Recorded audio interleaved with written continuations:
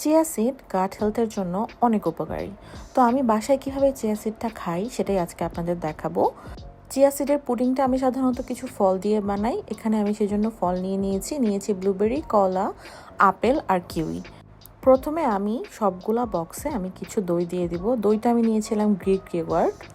এরপরে ব্লুবেরিগুলা সবগুলা বক্সে ইভেনলি দিয়ে দিব। ব্লুবেরির পরে আমি কলাগুলো সব জায়গায় সমানভাবে ভাগ করে দিলাম। এরপরে আমি দিব আপেল, সেম ওয়েতে সবগুলাতে সমানভাবে, আর লাস্টে আমি আমার কিউইটা দিয়ে দিব। এখানে যে কোনো ফলই নেওয়া যায়, নট দ্যাট যে এগুলাই নিতে হবে, যার যার প্রেফারেন্স অনুযায়ী। এরপরে আমি দিয়ে দিব প্রত্যেকটা বক্সে সমানভাবে চিয়া সিড। লাস্টে আমি দিয়ে দিব দুধ। দুধ এই সবগুলাকে ইনকর্পোরেট করবে, চিয়া সিডগুলোকে ফুলতে সাহায্য করবে। প্রত্যেকটা বাটি আমি একটু নাড়িয়ে দিব, আর লাস্টে একটু সুইটনেসের জন্য আমি হানি অ্যাড করব।